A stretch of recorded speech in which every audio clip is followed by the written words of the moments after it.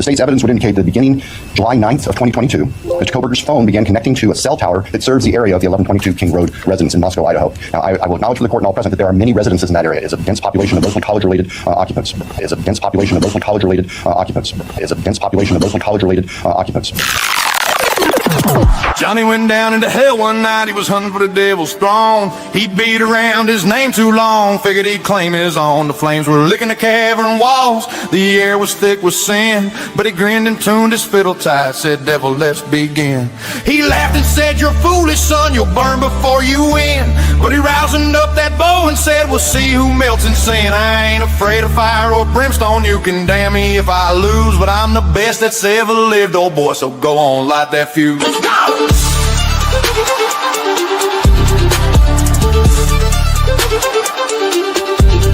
Johnny was a hillbilly redneck, meaner than a dog on meth. He said, I beat every fiddle of breathing, ain't none left on earth worth a test. So he loaded up his moonshine and he swore one drunken yell, if the devil's still picking, I'll find his ass, I'm heading straight to hell. When Johnny went down to hell, he wasn't running scared, said, I came to take your fiddle, boy, if you still got one spare.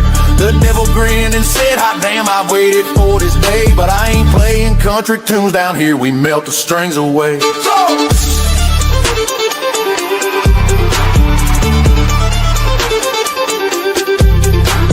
The gate swung wide, the brimstone popped, and demons poured like beer. The devil stood there smiling with a gobo slick and clear. Boy, you talk big for a mortal man, but my fire's burned for years.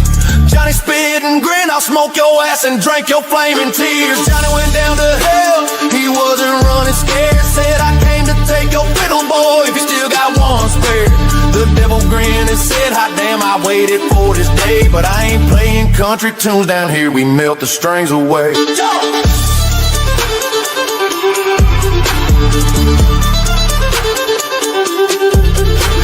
The devil drew his bow across, the pit began to roar. The walls of hell were shaking like a diesel engine's core. But Johnny's fire was meaner still, and that fiddle screamed pure sin. He bent the notes till angels cried and the devil's flame grew thin. Smoke rolled up from Johnny's strings, ashes on his boots. He said, hell's just another honky-tonk and I'm the king of roots.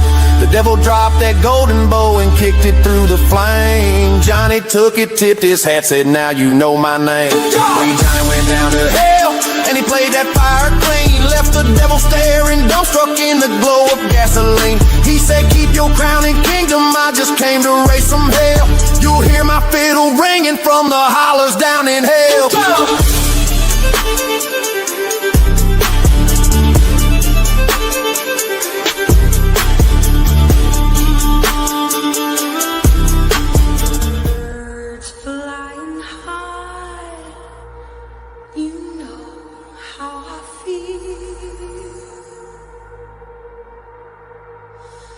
Sun in the sky, you know how I feel.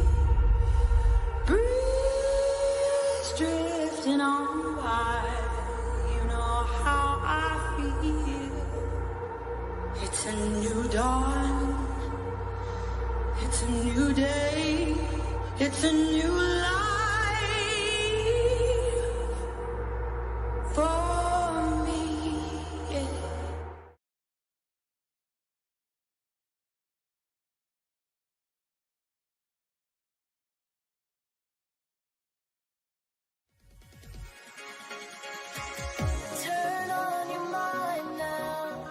Tune into the feed.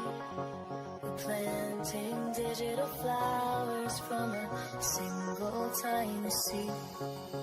Yeah, power to the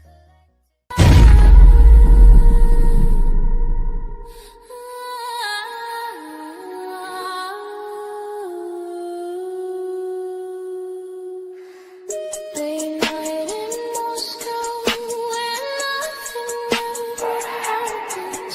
Night blends in the moonlight, no escape. White night.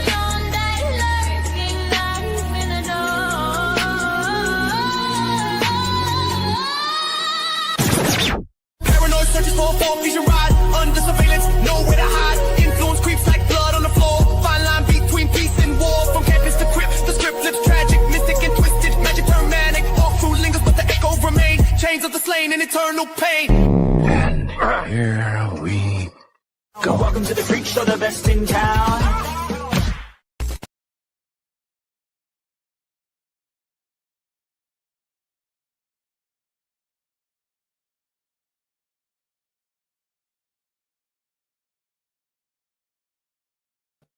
You see, that's why I checked my audio. I had that shit on mute.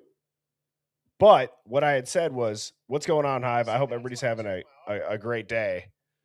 You know, like I said, I got this cat that likes to bite my whole mic setup over here. So I got to unplug it and plug it back in. And that's why I do that. So the audio should be coming in loud and clear now. And thank you to the TikTok days for training me to always check my mic, because there were times where I would be talking for 10, 20 minutes at times and nobody can hear me, to the point where I thought everybody in the chat was just trolling me.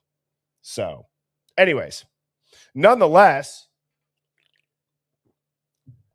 you know, that intro song, a lot of my intro songs that I pick, if you're in here early enough and you get to hear them, they try to set the tone of the stream. And that was a remix of The Devil Went Down to Georgia. Very popular song. Incredible live concert. If you look it up on YouTube and you watch it back, like the original debut of it gives me chills. I love watching old concerts on YouTube. It's a weird habit that I have, but it really does send a message, because you got a regular guy who looks at this embodiment of the establishment as the devil, looks him in the eye, says, "I'll take that bet." And he effing wins. And he effing wins, Hive. That's not a song about music or playing the fiddle. That's about standing up to the man, standing up to the system, trusting yourself. And then you walk away with the utmost confidence, and you showed everybody that you knew what you were talking about. And that's the energy that we need to keep for this case, because there are some oddities, some things that make you say, that's weird. I got a picture of both of Kohberger's sisters up there. I'm sure most people have heard that Mel Kohberger broke her silence and started talking. I'm going to be going into that today. Just as a forewarning, it's been a long, long time since I've said the C word, being conspiracy. If you are a conspiracy theorist, you are going to love this stream. I was texting my mods. I said, F it. I'm going all in on a conspiracy theory stream today. So if this is your first time tuning in, I'm your host, Birdie. I go live typically weeknights at 7 p.m. Central. With the holidays, it got a little bit messed up, but this is a contrarian thinking live stream. What does that mean? That means that we like to question the narrative, think past the headlines, and we don't get rattled or offended on behalf of others. But if you do, this is not going to be the stream for you. You're probably going to hate this. You're going to hate me. However, if you are open-minded, we have the best chat on all of YouTube. We got the best mods. Shout out to formerly known as Beck, Discord Dawn, Luna Bliss, and the UFO Dog. They will give you they'll give you enough leash to hang yourself, as long as you're not trolling, spamming, threatening. You'll be fine. Say whatever you want. That's what this little carved out corner of the internet is for everybody to look forward to hopping into the chat and saying whatever they want. Now, I'm going to say what's up to everybody. I see a couple of questions about how did date night go. It went great. The Bucks got a W over the Charlotte Hornets. And I got to say, you know, I post one picture of my wife and I in Discord, and suddenly everybody just thinks I outkicked my coverage. I actually think that it was something, I don't remember the exact quote, but it was pretty much like, damn, Mrs. Birdie's hot. And that she is. You know, I'm a salesman at heart, and that might be the best sale / deal, more so the deal, not the sale. It's the best deal I've ever closed.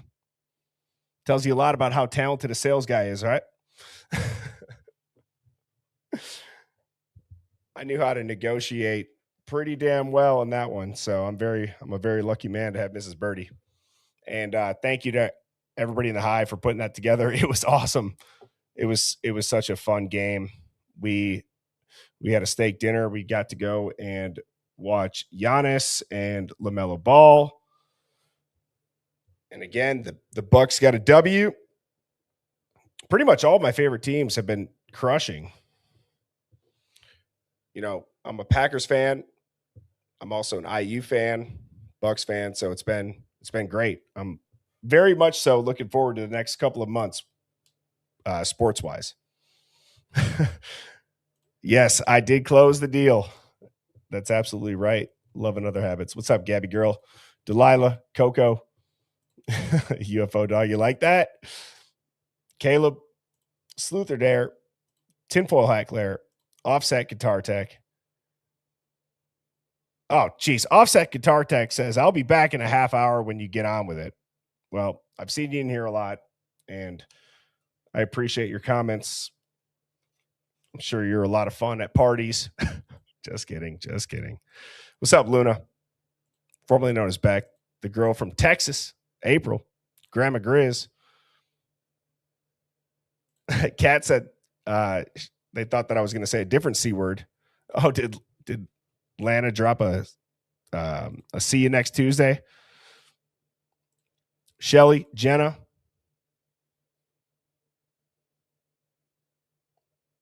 Christine. Michelle, not Lamey Jamie says, go Pats, go. My wife was telling me that Alex Earl and Tom Brady, is that real? She goes, do you know who Alex Earl is? And I'm like, I have no idea who that is, hon. And she's like, great answer. What's up, Dina? Phoenix talks. Aaron says, how's my throat? It's all right. I'm sure I sound a little bit raspy. We were cheering. We were yelling. Mrs. Birdie and I had a night last night. We were out till I don't even know what time we went to bed. It was great. It was refreshing.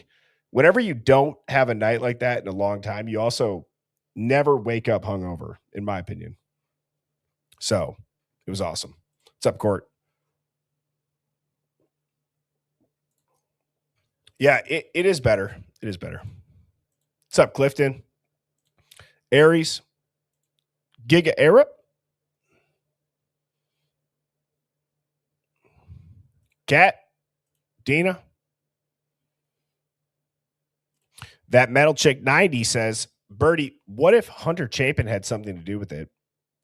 Him and Ethan share the same DNA, so we wouldn't know if he was involved. Just a thought. Yeah, the DNA is a little bit it's so sus. It is so sus, and it's actually, that's a great segue into the start of the stream, actually.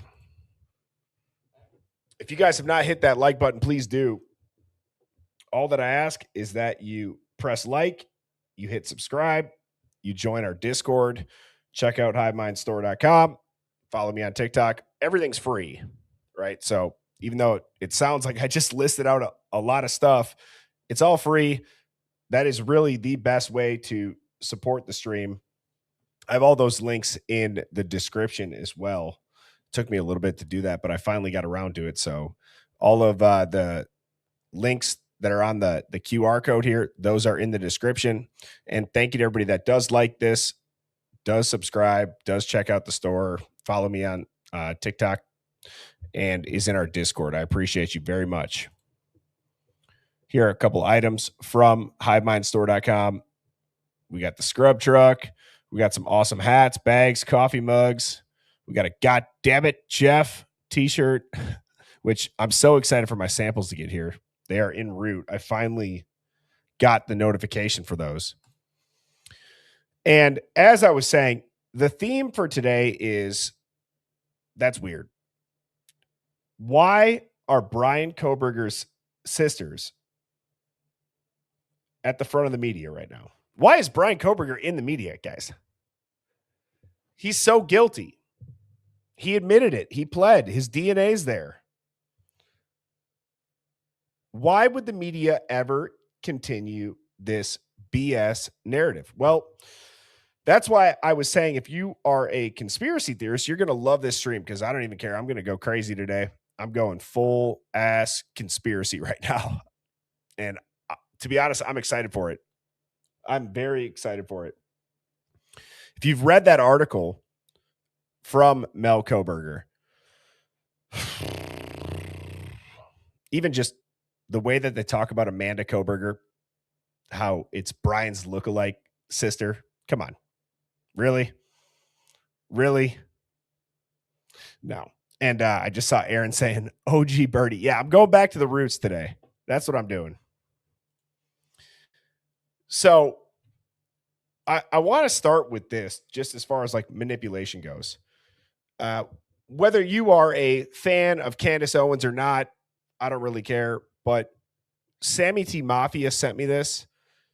This is interesting because I've had a lot of people talk about, and myself included, saying the metadata would really help give clarity to what happened. However, this is pretty interesting. I don't know if I've ever seen somebody make it look so simple. And thank you, Christine Hurd, for the super chat. As a reminder, any super chat over $4.99 or the tip link, which my mods will occasionally drop into the chat, it's going to pop up right here. Same thing if you subscribe, and I will address those right away. If this is anybody's first time tuning in, welcome. Glad you guys are here. Thank you for tuning in. But I'm going to go ahead. I'm going to play this. Let me get this this stuff off the screen here. So that's as big as I can make the screen. But this is Candace Owens showing how easy it really is to change things on a video or a picture on your iPhone.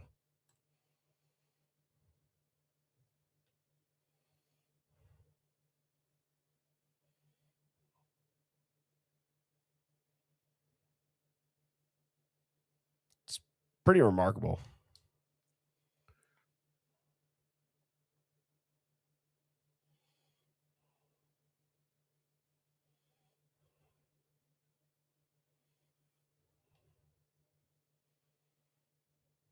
Change the time, the date, the location, and boom, look at it change up top. So in the now it says Public Square Park, December 13th at 10:47. But earlier it said Stanford South End at 7:47 on December 13th. So you guys can see it here. After 30 seconds. 37 seconds, it's changed, which is wild. I think that's a great visual on just how easy it is to manipulate stuff these days. I saw another super chat come in. Terry C62 says, thank you to you and your mods for your hard work. Well, thank you, Terry, for the super chat. You rock. I really appreciate anybody that feels kind enough to donate to the channel. All my streams are free. I don't have any paywalls. Don't plan on getting any, because when I say freedom of speech, it's not meant to be corny. I really just mean that. I want everybody to come and hang out and have a spot to think out loud. It's one of my favorite things to do with my friends, with my family, is to just talk. And it's okay if you just talk and think out loud. You and I, we have the freedom to do that. I don't know why that's so like shit on when it comes to internet chats, but not here. Okay. The other thing that I came across was I found what do we got? 6 of the OG Papa Rogers posts, which I don't know if we've ever actually shown these on the stream. A lot of people will ask about Papa Rogers, so I wanted to just quickly go over them. These are in no particular order, but I'm going to read them out loud. Once again, have you seen a wound from a hollow point? Stop. I'm done with amateur. Did the killer drive, walk, or some combination of both to the scene? I feel like the white car isn't relevant. Me too, Papa Roger. Then he goes, fight me. Law enforcement is no closer to solving this than they were 30 days ago. The killer has a sexual dysfunction.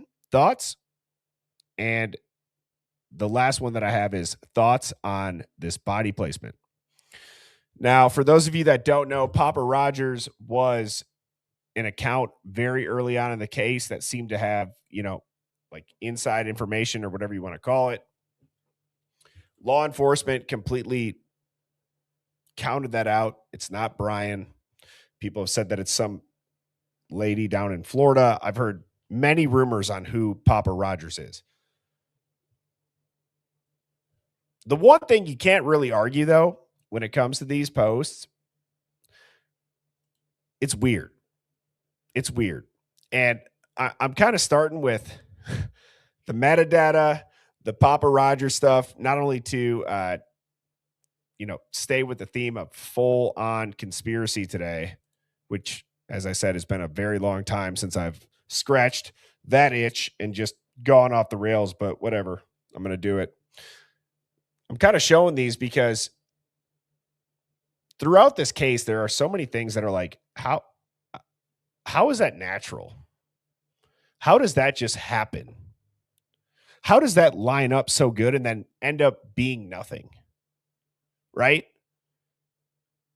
How can a profile say all of this shit before anything comes out publicly and then just be some random person in Florida?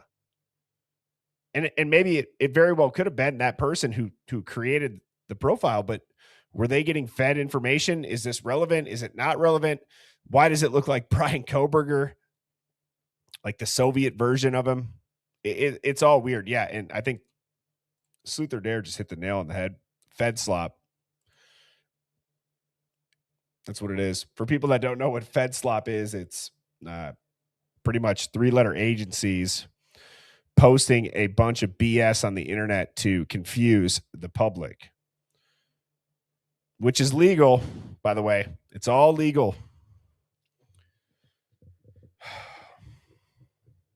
We are in a dangerous, dangerous situation. And the Idaho 4 narrative, it really does have the ability to be the nail in the coffin that cooks us all. If we don't change the narrative surrounding the Idaho 4, we are all cooked completely. They got Palantir with pre-crime predictive behavior that they use over in war zones. They're going to start using that in the U.S. The CEO of Palantir has given a 3-part series talk on the Antichrist. I think I showed that Tim Dillon rant on it where he was like, this guy he can't play pickleball. He's got to give a 3-part lecture on the Antichrist, and he's the most profitable AI predictive criminal behavior company in the world after not being profitable for 17 years, and now they're one of the most valuable. How does that happen? Well, they're an arm of governments. They are, being Palantir is an arm of the CIA, the 3-letter agencies. And if you guys don't know this, Othram, in my opinion, is not this organic, groundswell, awesome, cold case solving IGG company either. You really go down these rabbit holes, which I love to do. I'm sure many of you in here do as well. And you start looking at connections and it's like, man, how does this line up? Down to the logos too. We have, we did a live dig. The Othram logo fits perfectly into the Palantir logo. There's so many odd similarities amongst just their startups, their funding, who they're connected with. And it's great. Cool. You can solve cold cases. We all want that. But we also aren't stupid enough to just believe that's all you're going to use it for. And thank you to Natasha Hill, 5332 for the super sticker. Appreciate that very much. Shelly says, I don't trust Othram as far as I can see him.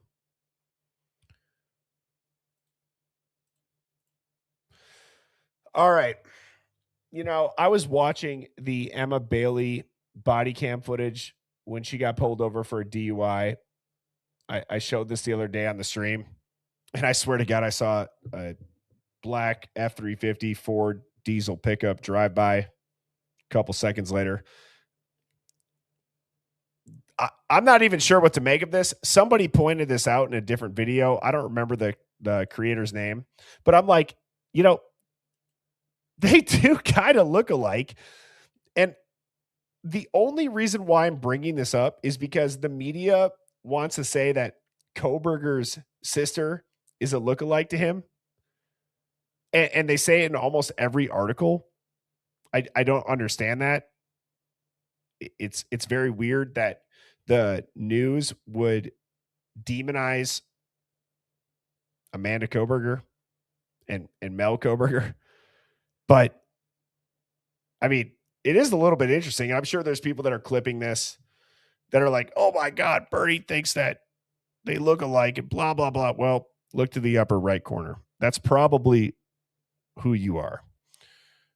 You NPC, mouth breathing, fluoridated, mainstream media disciple zombie who thinks they do the most when they're really doing the least. Congratulations.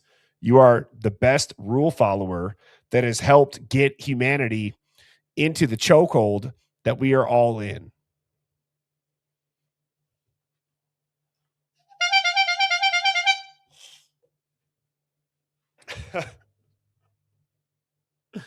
Oh my God. Yeah, those are some strong genetics. That's, you could say that again, Spacey.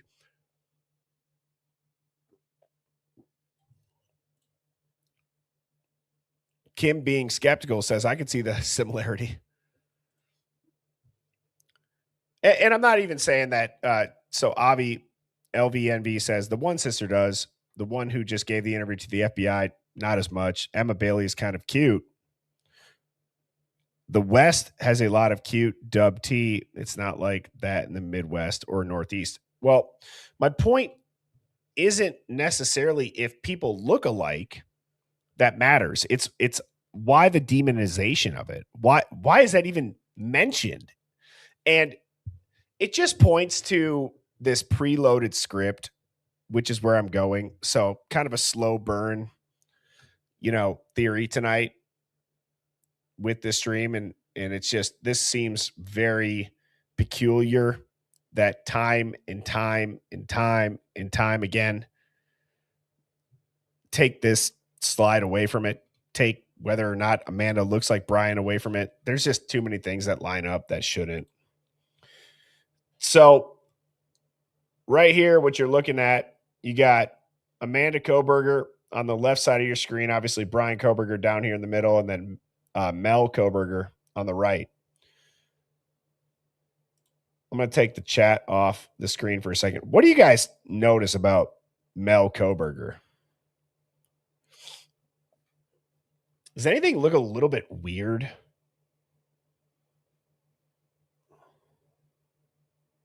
Put some comments up on the screen here.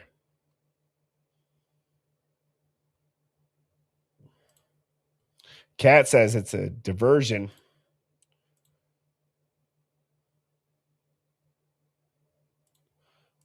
K-Cam asks, do they all have the same parents? Actually, that's a good question. I think they do. Chad will correct us if I'm wrong. Dean says, got his eyes. Jenna asked the same thing. Are they from the same mom and dad? Miss Anand, great point. It is simple. I'm going to sub in a word, say low IQ to dehumanize somebody. I don't think you're a very good person if you do that. Giga era. That's what I was going to say. So right when I saw this picture on Daily Mail of Mel Kohberger, I literally just scoffed. I'm like, really? It's better than Kohberger's hoodie picture, but I thought to myself, you know what? Here's what we're gonna do. I'm gonna do this live, and why don't we just do this? I'm doing a school project on AI generated images. If you had to give your best guess on what percent AI this is, what would you say and why? Now, here's the thing, Hive. Before I press enter to let this go, I understand that ChatGPT, in my opinion, it's getting worse. It's all over the board. Every update is terrible. I actually enjoy Model 4 the best. I feel like it, for whatever reason, Model 5.2 like talks smack back to me. I can't stand it. So I go back to Model 4, but I have a slide of a screenshot when I did this originally. However, before I show you guys that on what it said, let's see if it does it twice in a row.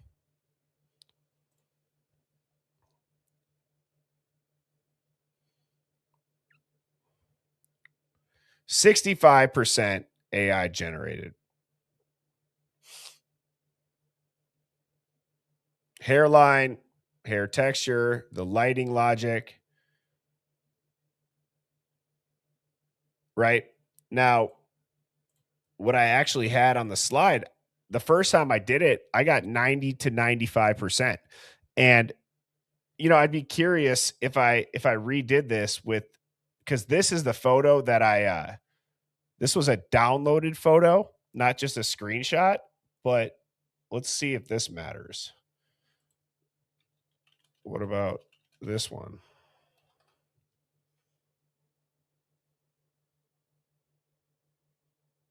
All right. So it's still saying there's some influence, right? And if you guys haven't seen the article,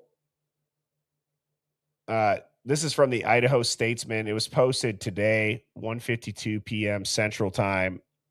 I have the article here. I'm going to go ahead. I'm going to read it. So actually, this was posted at 9:59 in the morning. The headline is, it's confusing. It's painful. Kohberger sister breaks silence in New York Times report. So this is a summary. Obviously, the Idaho Statesman is taking what the New York Times said. They're summarizing it, but they're all pretty much saying the same thing. A member of Brian Kohberger's immediate family has spoken publicly for the first time since the man convicted last summer of the University of Idaho student murders was arrested and charged 3 years ago. In an interview with the New York Times published Saturday, Mel Kohberger, one of the confessed killer's two older sisters, expressed grief over her family's experience during her brother's high-profile criminal case. She did so while stressing concerns about upsetting any one of the four students' families with anything she might say. Quote, "It's confusing," Mel Kohberger told the Times. Quote, "It's painful. It's like being victimized, but not really being a victim," end quote. A trained mental health therapist, she has sought to square the November 2022 homicides, for which her brother now sits incarcerated for life some 2,500 miles away in Idaho, with who they understood him to be, while also trying to honor the four victims' memories. Mel Kohberger has annual reminders set in her digital calendar for each of the victims' birthdays, she said, and her mother prays for their families daily.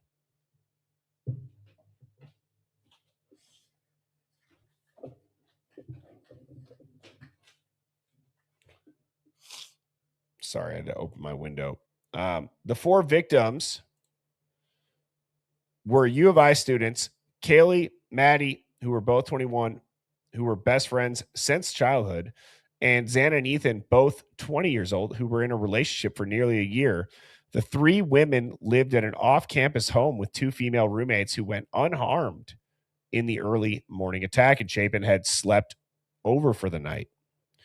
In July, Kohberger agreed to a plea deal on 4 charges of first-degree murder that offered no chance of parole and also required him to waive all of his appeal rights. In exchange, the now 31-year-old former PhD student avoided the death penalty, was later handed 4 consecutive life sentences in prison. The Kohberger family still does not wish to speak out about the fatal stabbings. Mel Kohberger, who's 34, told the Times she shared more generally about how they've faced their own family tragedy. Before his late December 2022 arrest, her younger brother, by 3 years only, briefly talked about the murders in Moscow, roughly 10 miles west of where he attended school at WSU.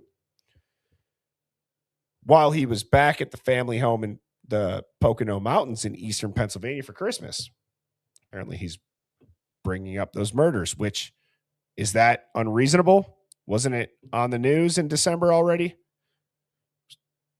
Pretty much on every channel all the time. Quote, "I've always been a person who has spoken up for what's right," she said.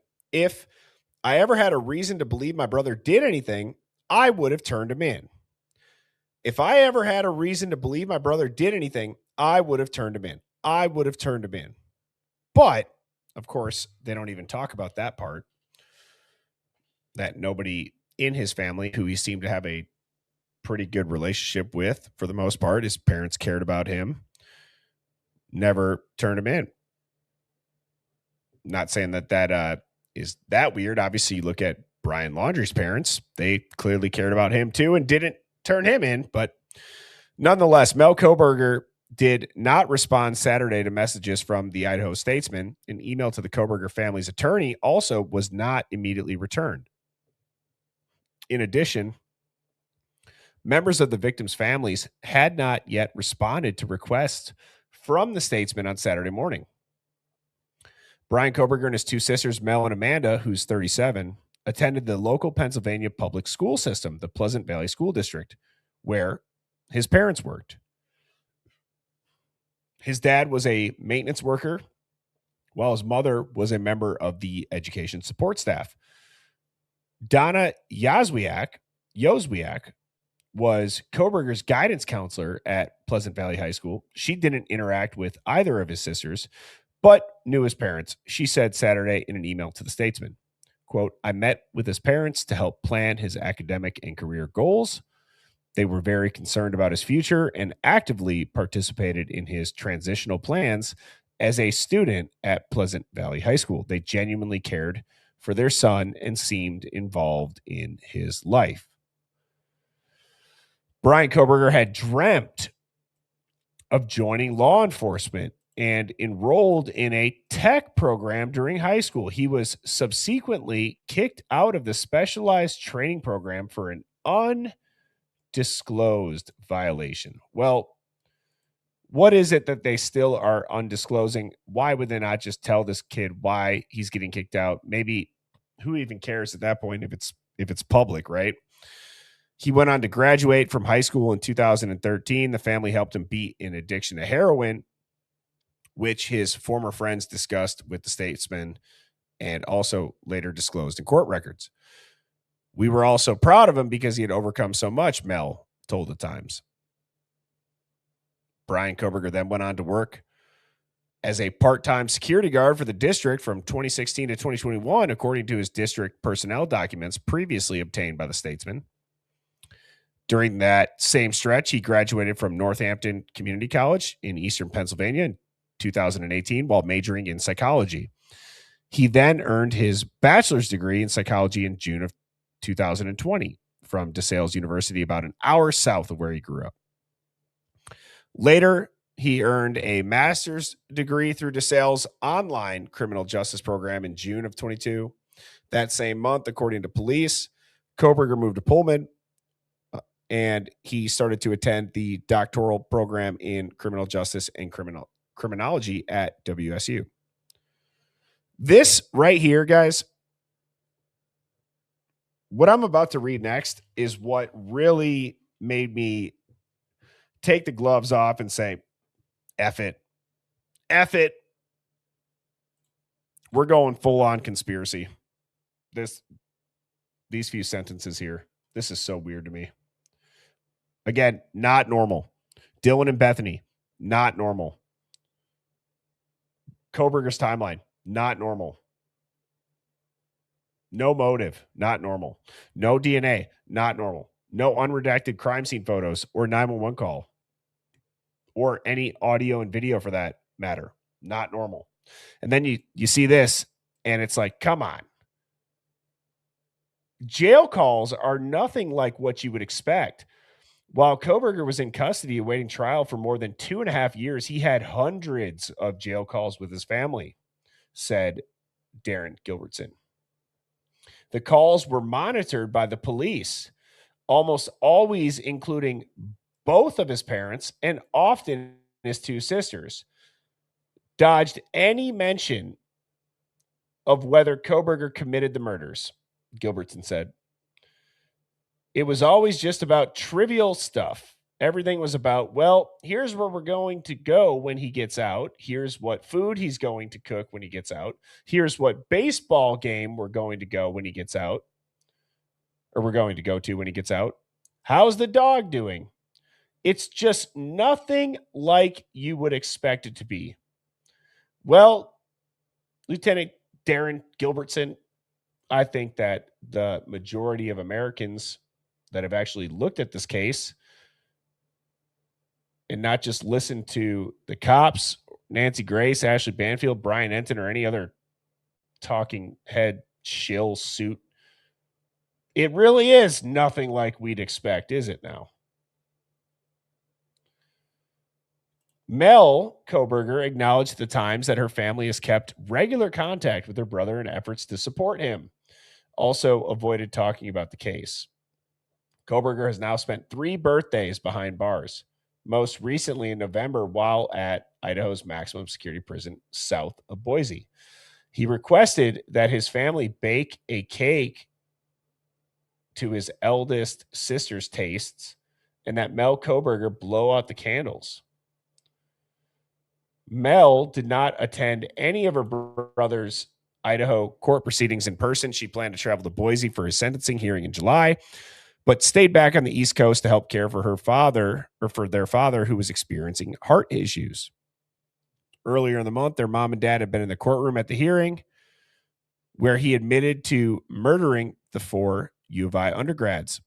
His mother and other sister, Amanda, then attended Kohberger's sentencing, where the victim's family members offered emotional statements about the impacts on them from their son and brother's actions in violently taking the lives of their loved ones. Stratton Cornodal, the uncle of Xana, gave a brief victim impact statement at Kohberger's sentencing, referenced the Kohberger family in his comments. Their niece meant a lot to him and his wife, and the loss of their niece brought anguish to many. Just as Kohberger's actions have done the same to all those in his life, he said. His parents, his siblings, his friends, his universe. He has contaminated, tainted their family name, and pretty much made a horrible, miserable thing to be ever related to him. And I know that that's what he has to live with, and that has to be his pain. Prosecutors hinted last year that they may subpoena members of Kohberger's family to testify at his planned capital murder trial that was going to be in August. Only Amanda Kohberger was ultimately included in the prosecution's list of trial witnesses. Separately, the FBI interviewed Kohberger's family members, including Amanda, after a raid on their parents' home to arrest their son and brother, which was showed in the unsealed exhibit list. Mel Kohberger recalled to the Times receiving the call from her sister with the news that for the past 3 years, it's upended their family's lives. When she got the call, she was like, I'm with the FBI. Brian's been arrested, Mel said. I was like, for what? That is the perfect quote for this entire case. I was like, for what? It's unbelievable. It really is. Now,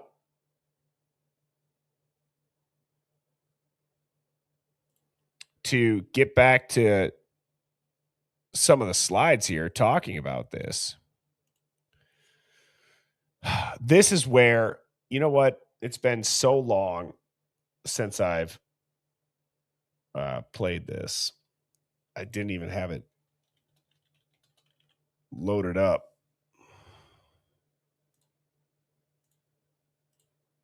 But I do believe that this is necessary. Please retrieve your nearest tinfoil hat. Place hat firmly on your head. Prepare yourself. Whoops. All right. Now I got to go get my tinfoil hat. I left it in the closet. I will be right back because I can't play that and not put it on.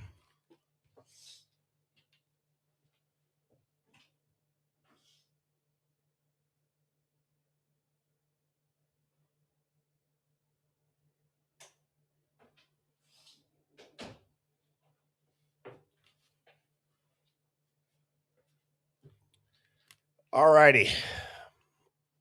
So here's what I'm realizing. Okay. If you followed this case for a very long time, which I'm assuming the majority of people have, and if you haven't, regardless, this theme is very, very obvious. I think it's rather consistent throughout the entirety of it. And what that is that you had Brian Kohberger, who committed this crime, right? And it's almost like the world, the media, the community, they wanted to believe that it was true, right? They genuinely seemed like, just let it be true so we can go on with our lives. This crime won't ruin admission rates. It won't kill the funding of this community. But there's this quiet part that a lot of people skip.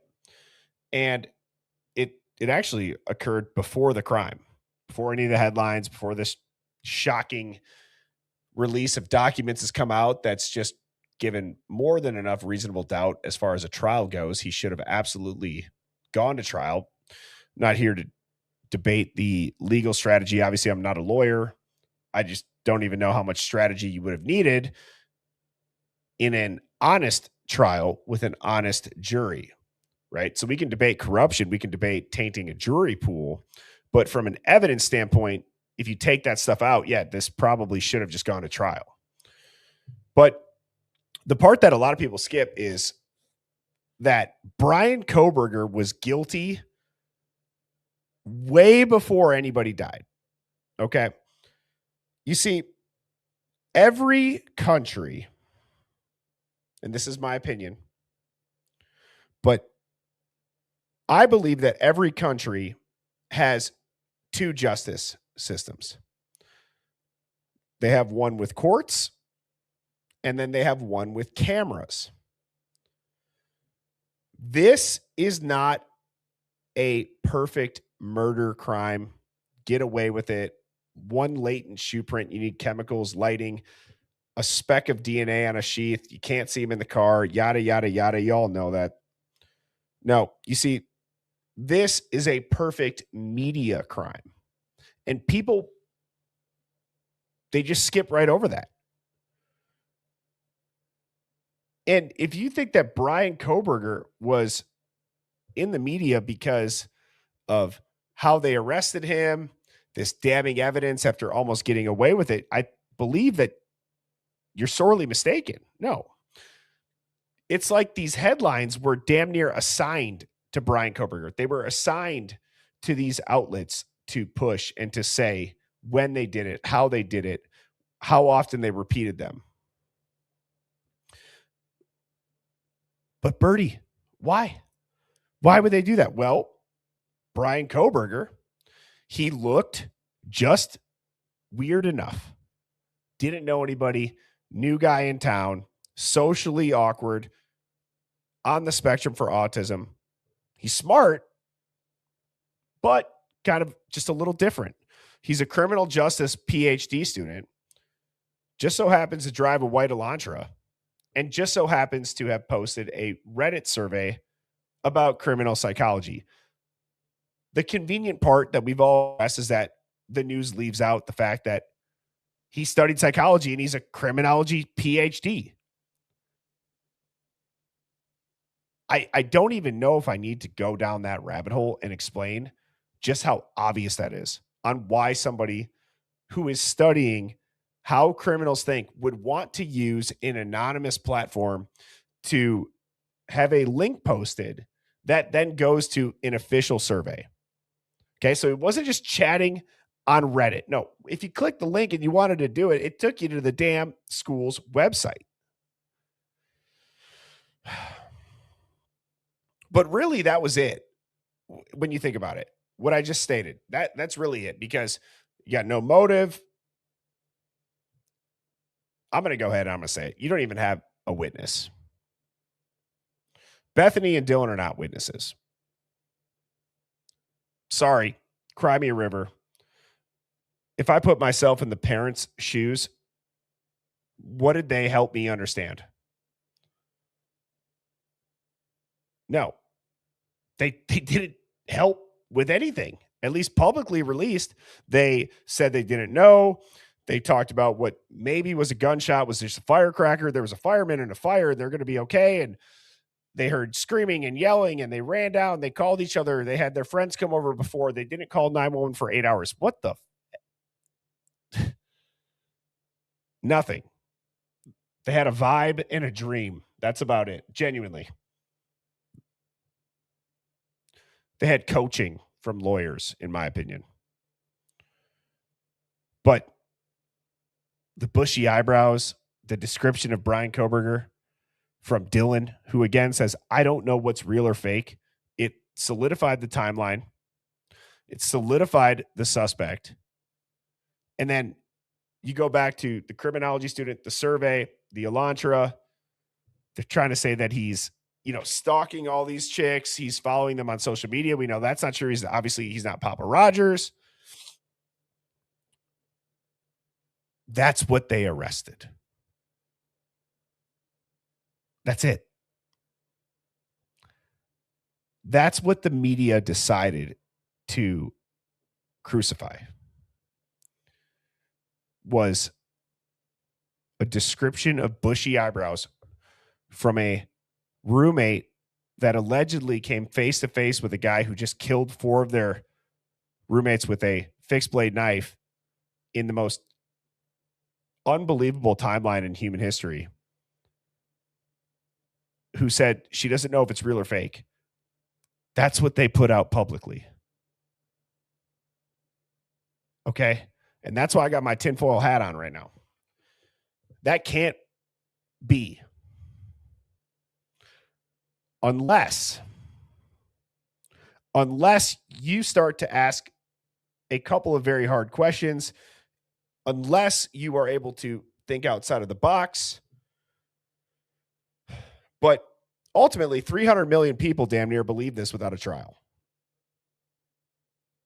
Before I go into those questions and what lens you have to look through in order to understand what I'm saying next, is let's just pause right there.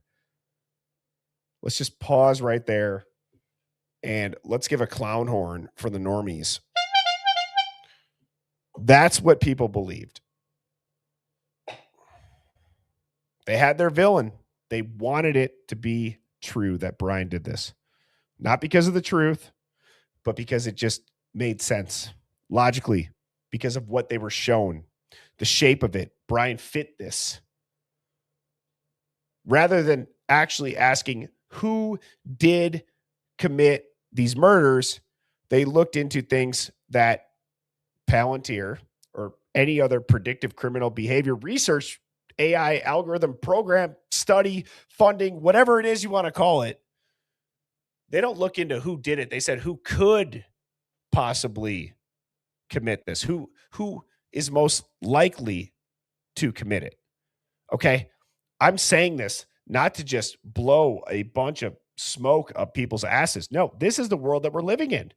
The investigations that a lot of us grew up here thinking happened with cops, they get evidence, they talk to witnesses, they piece together a theory, it goes to trial, jury votes on it. Guys, that is so outdated.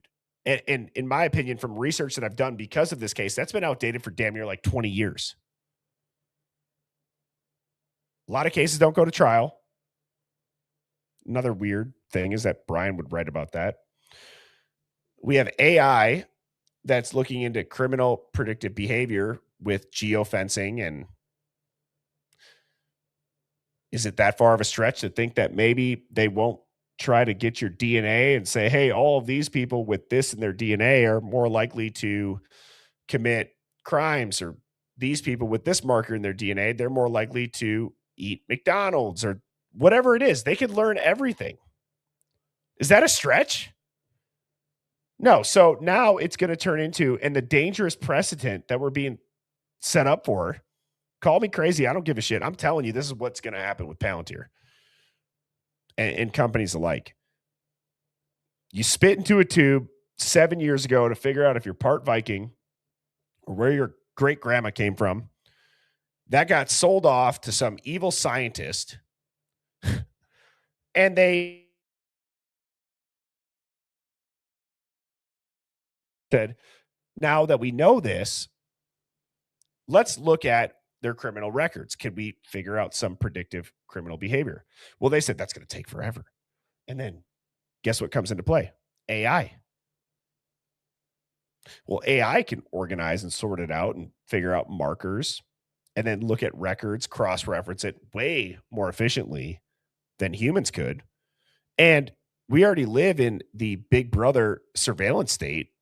So now what if we were to combine that where we know actually these people live.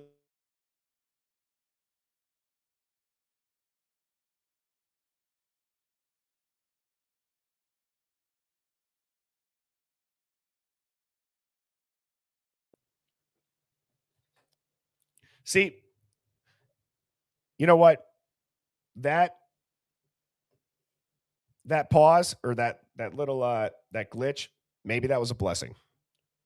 Maybe that was a blessing, because I was about to lose my shit right there. But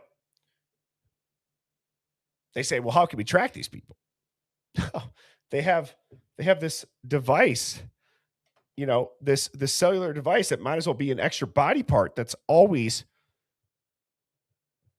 attached to them, down to the damn Jimmy John's app, that if they have a special on pickles or the gargantuan, you walk into their store and your phone will give you a push notification, because Jimmy John's has a geofence set up that when your cellular device and you have their app downloaded, it's going to know it.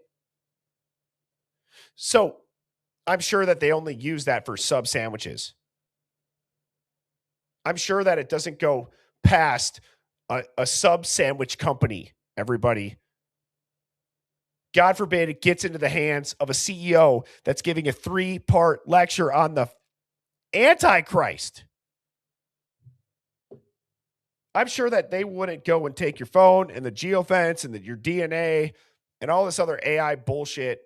I'm sure that now, if you cross a certain street 5 years down the road from now, and you got this DNA marker, and this is the geofence that you crossed, and this is your internet search history, this is what you studied in school, these are who you're related to.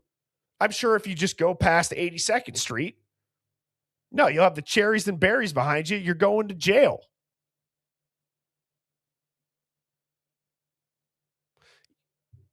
It sounds crazy until it's not. An example that I will give with technology advancing is, imagine that a 2025 Lamborghini, a Ferrari, No, that's not a good example. Imagine that a ball of mercury, this random like giant ball of mercury falls into the earth. People don't know where it came from, but it's back in like the 1500s. Or let's say that it's radioactive, right? Well, if you went around it, you'd start vomiting, you'd end up dying. Do you know what they would do? Because they don't understand that technology, they don't understand that source. They'd probably start burning people at the stake, tar and feathering them, and making them confess to being a witch when they're not, and blaming somebody else for this radioactive material falling out of the sky that's killing everybody. No, it's like trying to fix a Lamborghini or a Ferrari with a Model T user manual. That's what we are walking into in all facets of our life. And you see the gap already. No disrespect to, our older generations. Dude, I still regularly get behind people in line at checkout stands that don't know how to use a debit card with a chip in it. Do you realize how big that gap is? I mean, we're going from cash to swiping to a chip to tapping to now it's on your phone. It'll be in us one day. Sorry. Just kind of blacked out.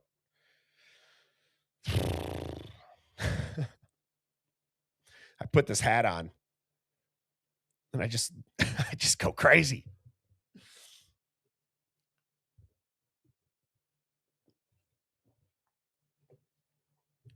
Anyways, getting back to this damn godforsaken case. Okay.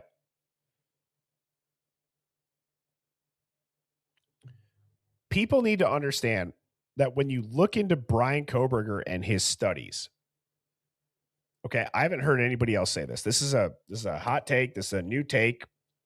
Kohberger was not necessarily studying criminals.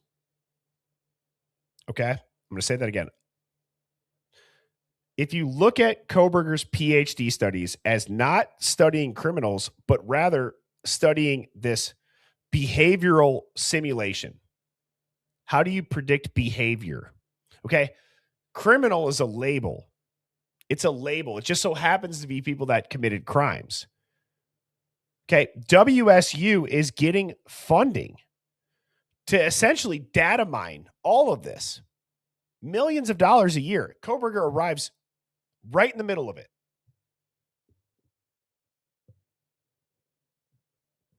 And then you mix AI into it and you got a bunch of prediction power, or you got predictive modeling.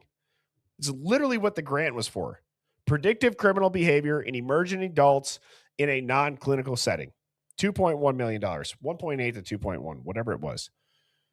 So you got a guy recovering from a heroin addiction that was kicked out of law enforcement, that's studying psychology, doing Reddit surveys, just randomly drives 10 miles away, doesn't leave DNA, they never find the murder weapon. He has no motive. He has no connection to the victims, no connection to the families.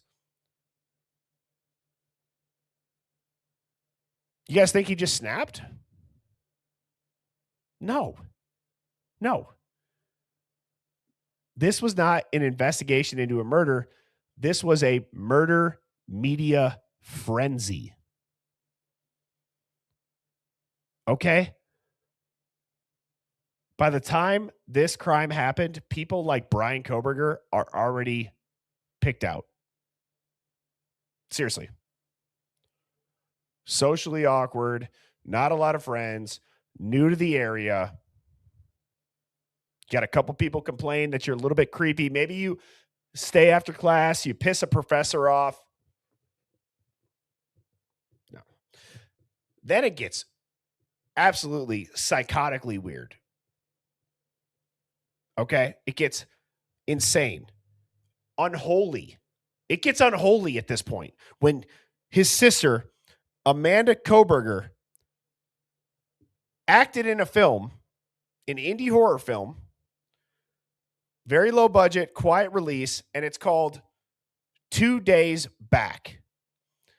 And what was the plot of this film called 2 Days Back? Well, there's a group of college students. They go into the woods where they're hunted and murdered by a hidden killer. Does that sound familiar? Because it should. It's exactly what Brian is accused of doing. So statistically, let's break this down. What are the odds that everything happens? A, that Brian even chooses WSU. B, that there's that funding going on. C, everything with these documents and the DNA and the crime and everything the media has done to him. D, that he beat a heroin addiction and now he's, a PhD student in a rather short time. What letter am I on? E, he's on the autism spectrum, so he's already working uphill and working hard to get over all of that, right? And now his damn sister just so happens to be in a low-budget film where a bunch of college students are murdered in the woods by a hidden killer. And Brian just so happens to be accused of doing this years later at an off-campus house, college students. It's silent. It's bloody. There's no motive. There's no logic. There's no trail. There's no weapon. This cannot be random, is my point. And it's refreshing to put this damn hat on today because I've been going mad looking at these documents, looking at the audio, looking at the video, looking at these interviews. It can't be random. And if it is random, then I'm not even able to comprehend what we're witnessing then at that point. If this is all truly random, it would be weirder if it was random. And I know that what I'm saying, guys, let me just pause again. I'm going to address right now. I know what I'm saying sounds crazy, but you got to keep your head. Keep your head. Don't go along with just the news and the hype and what your neighbors say or what your friends say or what your family say. Trust your instinct. In a weird way, see, and I already know people are going to be like, this guy's off his rocker. In a weird way, Kohberger getting this predictive criminal behavior thing and just predictive programming and AI, isn't it a little bit weird that his sister was in a film 10 years earlier? If you know, in the media and in Hollywood and in these movies, they seem to put things in your face before they happen. Almost like this predictive programming shit is crossing into reality. Okay.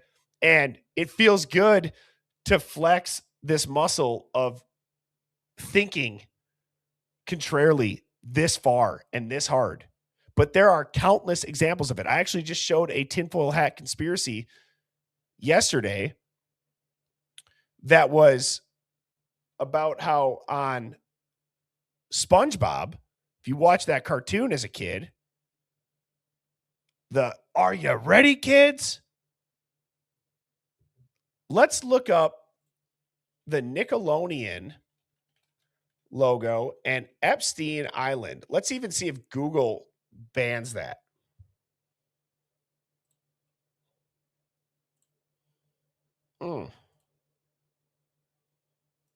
Are you ready, kids? Is that a coincidence?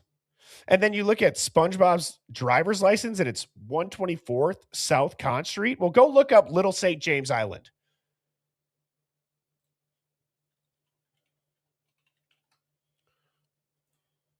I don't know if this is scrubbed or not. I'm obviously doing this live, so let's see.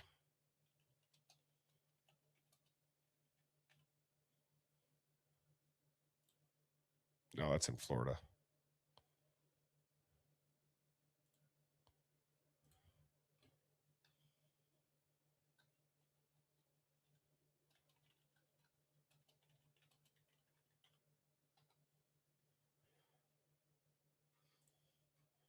I don't know if they got rid of it. Let me look this up.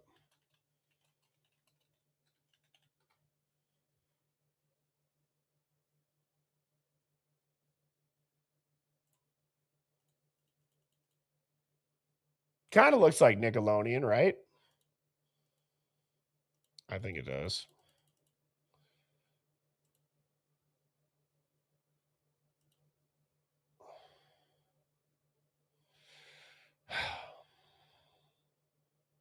So weird. But again, let me ask you this. Before all the Epstein shit went down,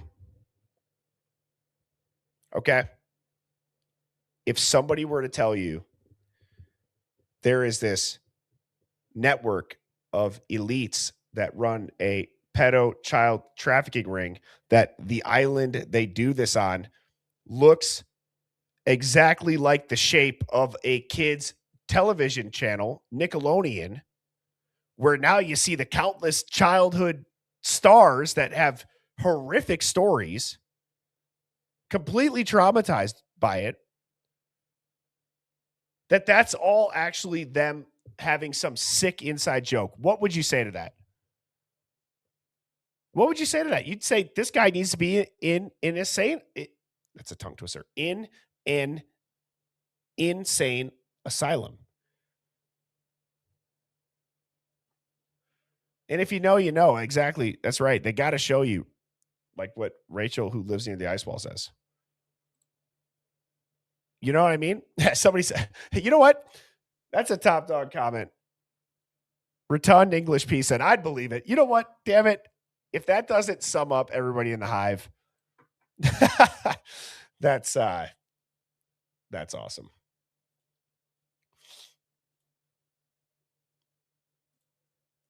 You know, so again, going over everything that I just said. If you don't believe that, though, let me go back to being a normie. Answer me this. So there was no trial. Okay. So where's the debate and the breakdown on the evidence? Cross-examination. The DNA chain of custody? What about any debate from cell phone experts or digital forensic experts on the triangulation of people's devices in the area that night? Are we going to be able to have a jury see that? No. Because Kohberger took a plea deal. Why? To avoid the death penalty. And what were Brian Kohberger's papers about? Oh, 90 to 95% of people take a plea because their cases never go to trial. They're overcharged, scared into a plea deal. No, this is a damn mind game at a certain point. Let me do a quick temperature check here because I've just been ranting and raving and crashing out. But let me do a quick survey. Type of 1, if whether it's the facets that I've said or your own account, type of 1 if you think that there are purposeful mind games, not just corruption, mind games. Whether it be the media, whether it be the court, whether it be law enforcement, whether it be victims' families, witnesses, the students, it's not just a cover-up. There is something else attached to it. And the only way that I know how to describe it is it's a mind game. There is something happening that nobody's addressing. And I don't know if this is it, but it feels like a mind game. It feels like gaslighting. It feels like, how far can we push people when it looks like a duck, walks like a duck, quacks like a duck? How long can we believe them that it's a gold, or how long can we get them to believe that it's a damn golden retriever? That's what it feels like. How long can we continue to tell them that this duck is a damn dog? And it's offensive. They're insulting our intelligence. Because on the simplest of levels, it's not Brian.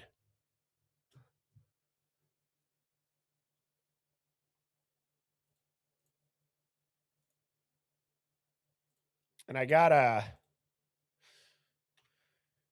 did I not upload this? Let me just quick put this up here. I actually got the trailer of the film that Amanda Kohberger was in. Let me just. Son of a.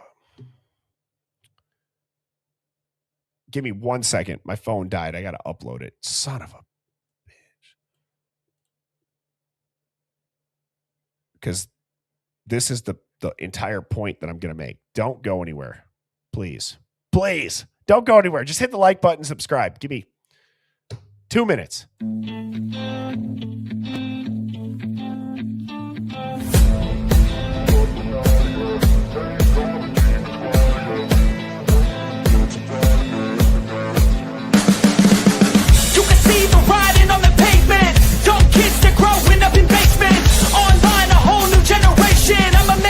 You better go take it. Always they need a new replacement. Decentralized, can't contain it. We're changing lives, yeah, upgrading. Call it suicide of the older generation. What keeps you up at night, yeah? Make all the demons quiet, yeah. We were built to thrive, yeah. I think that we've all had enough. What keeps you up at night, yeah?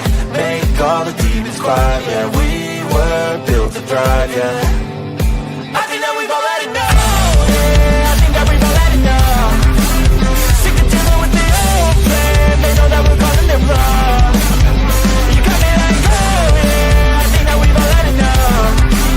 Sick of dealing with the old plan. They know that we're calling them wrong. Hey, it's too late to try to go contain it. A generation fueled by creation. We live lives on a small screen nation. We control the airwaves, no negotiation. I refuse to think we need saving. Something good will come from creation. And when we think that the world is too anxious, we'll adapt, evolve, survive, and save it. What keeps you up at night, yeah? Make all the demons quiet, yeah. We were built to thrive, yeah. I think that we've all had enough. What keeps you up at night, yeah? Make all the demons quiet, yeah. We were built to thrive, yeah. I think that we've all had enough. Oh, yeah, I think that we've all had enough. Sick of dealing with the old plan. They know that we're calling them wrong. You got me like, oh yeah, I think that we've all had enough. Sick of dealing with the old plan. They know that we're calling them wrong. Hey, oh yeah, I think that we've all had enough. Sick of dealing with the old plan. They know that we're calling them wrong. You got me like, oh yeah, I think that we've all had enough. Sick of dealing with the old plan. They know that we're calling them wrong. Birds flying high, you know how I feel. Sun in the sky, you know how I feel. All right, I'm back. Thank you for everybody that did stick around. I appreciate that, and I apologize. My phone died. Again, Mrs. Birdie and I, we went out on the town last night, and I didn't even plug my phone in before bed. Been a great night, to say the least. Now, here is the trailer. I hope that I don't get a copyright for this. I had to remove the voice or the background music. I'm not sure how many people have even watched this, but this is the trailer that Amanda Kohberger. This is the film that she starred in.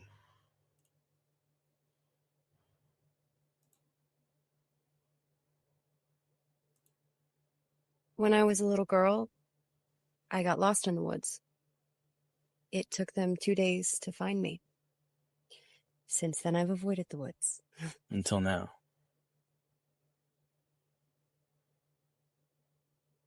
We've learned that a group of forestry students are planning to go up the mountain and cut trees in protected woodlands. So you mean to tell me that some companies willing to pay us $1,000 over fall break? That's the deal. We leave Friday, 2 days to get there, 2 days work, and 2 days back. You think those guys over there are really plotting the end of the world? I'll bet whatever they are talking about is not good for the planet. You need to follow them up there and document what they're doing. Hey, how come only a half a dozen trees are marked? No skid trails, no landing? That doesn't make any sense. Where's Chase? This is Emma, Steve, and Ben. Their friend got hurt. I think it would be safer if we were to stay here with people who know what they're doing. What is it? Cabin down there? Maybe they have a phone. No one has a phone out here, you jackass. It's just a hunter's cabin. Season hasn't even started yet. There won't be anybody there.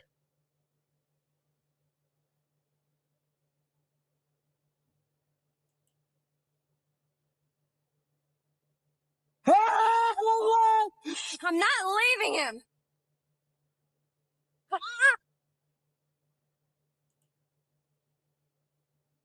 Again, I had to take out the background music.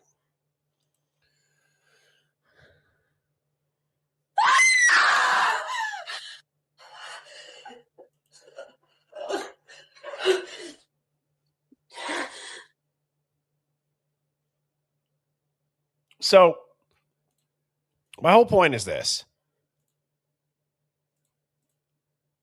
It's all weird. It's to the point where you have to ask yourself. I actually believe that if you weren't asking yourself, how is this possible? Then I'm not sure that you'd be able to solve a true mystery. I don't say that trying to offend anybody. I genuinely mean that. If you can't ask yourself, how are all of these things lining up? Why are all of these agencies involved? Why were the marshals there? Why is Homeland Security talked about? Why is there national security referenced? Why is this all redacted? Why was Kopaka shot and killed in a very mysterious, swatting event? Why did the cops let Kohberger just drive across the country, pull him over twice, right? Like, I would even argue too, how often do you get pulled over twice for following too close within 10 minutes? Now you could say the FBI told them to do that. Okay, well, they certainly didn't put that into the media, right? But you have a guy walking around with a giant ass knife on his belt there with a sheath. People getting dragged into the woods. You hear a blood curdling scream. It's a mystery. I don't understand.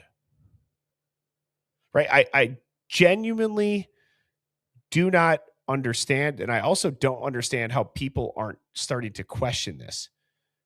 Guys, name another stabbing that somebody is in prison for.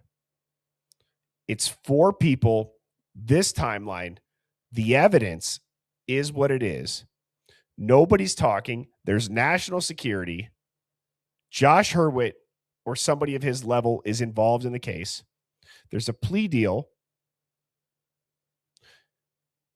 I got a damn strike on TikTok for talking about a true crime case and saying that this might have been ritualistic when I was referring to like Odinism or people that are in the Aryan Knights that believe in that religion.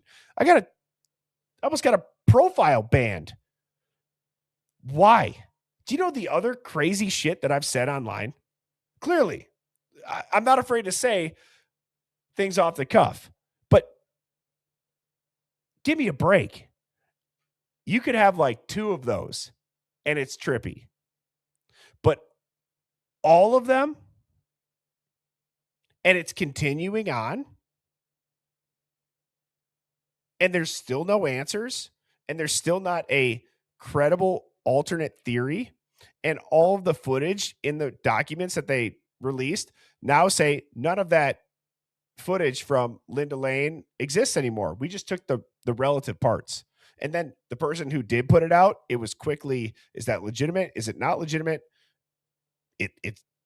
It's manipulated. Same thing with 1112. So, going back to the basis of why I played this song. Please retrieve your nearest tinfoil hat. Place hat firmly on your head. Prepare yourself. Part of the reason why I put this hat on is because and this is going to piss some people off. Guys, we walked right into that trap. Whether or not we ever find out who really did this, because they've, how do you make sure somebody doesn't solve a puzzle? Well, you scramble the pieces and you throw 30 pieces away. So you can never complete it. You throw away maybe the corner pieces. You throw away the most important pieces of that puzzle. This is an unsolvable puzzle without these pieces. And I hope that's not the case. Obviously, I'm not giving up. This is not a concession by any means. But at what point do we start to acknowledge and call out, not necessarily just that there's reasonable doubt, because in that same breath that they've thrown away pieces of the puzzle, we have to, I think, be unbiased and say, well, what did they throw away and for what reason? Not that it would necessarily point to Brian, right? But if even we are not seeing all the pieces of the puzzle, how can we, fully say that? I just think that at one point or another, we have to address the mind games that seem very, very purposeful. Too intentional. Too coincidental. And you know what? I know that this is not maybe what people in the, true crime community do, but let me just say this. Do I look into true crime cases? Yes. Do I care about justice? Absolutely. What made me start this channel is people being able to speak their minds and going against the narrative and not getting shamed for it. This case is the Rosetta Stone learning handbook of how modern narratives and a modern frame job would look. So while, yes, I know about a lot of true crime cases because the other two things that I just said, being the narrative and people being able to speak their mind about them, are always relevant, I don't really get scared about saying stuff like this, because I think a lot of people, whether they say it or not, they got that voice in the back of their head that's like, damn, what's going on? Are they effing with us? Is this really how they say it's happening? And clearly I could shift in between, what I'm going to look into. I saw a couple of people talk about Harsh's email. I did send Harsh Reality an email. So Harsh, if you're watching this, I think it'd be great to do a live stream together. I know the time zones are weird. I would adjust my time and go live with you whenever it would make sense. So I'm not sure if you're going to see this, but I think whether or not, we're going to say that the email is real or if it's fake, I think it'd be interesting to hop on a live together and you, being the person that got that email, methodically break it down and have clips of the timestamps of what people are saying we can see, even if we just did the visual stuff. Whether or not the names are who they say they are, right? I'm curious about the visual stuff. So if you guys watch Harsh, don't be afraid to leave a comment and say, hey, Birdie emailed you. But I'm going to finish with this tinfoil hat conspiracy of the day. Like I said, I'm off the rails today when it comes to just not giving a damn and going crazy conspiracy theories, going down back to my roots. This is about what is the most important declassified documents that humans should know about according to AI. This is pretty trippy. If you could tell people one document that has been declassified, which you think is the most interesting thing that people can look up, what would it be?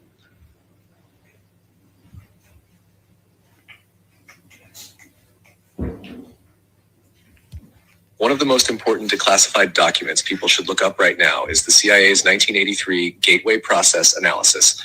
officially titled Analysis and Assessment of Gateway Process, CIA RDP 96-0078R0010106-5. This document breaks reality apart. Here's why. It confirms the U.S. military studied out-of-body experiences, astral travel, manifestation, binaural frequencies, and the holographic nature of the universe as a legitimate intelligence operation. It describes reality as a hologram and claims time is not linear. The document even says the physical world is not real in the way we think. It outlines how consciousness can shift beyond the body, tap into universal intelligence, and access the absolute. And yes, it was classified until it was officially declassified and uploaded on the CIA's own site. They tried to hide it, but now it's out. Most people still haven't read it. Wild stuff, Hive. Wild stuff that makes me proud to wear this damn hat. I hope you all are proud to at least not be afraid of being called a conspiracy theorist. I've gotten away from saying that, right? I've said this is a contrarian thinking live stream because most people that can think in this manner, okay, we can think logically too. We can think reasonably too. We just, it's boring. Sometimes it's just boring. I love truth seeking. I love getting to the bottom of stuff, but mark my word, Hive, if I ever stop thinking the way that I do and being afraid to say it out loud, I won't be streaming. So you got my word. That's never going to change. And I hope you guys never change. I hope that you continue to speak your minds. I look forward to streaming every night. I will be back on tomorrow at 7 p.m. Central. I hope you guys enjoyed the stream. Please, please, please hit the like button. Join our Discord. Take a screenshot of this QR code. Tap it in your photos later. I also have all of our links in the description of this video. Have a great night, everybody. Cheers. Birds flying high, you know how I feel.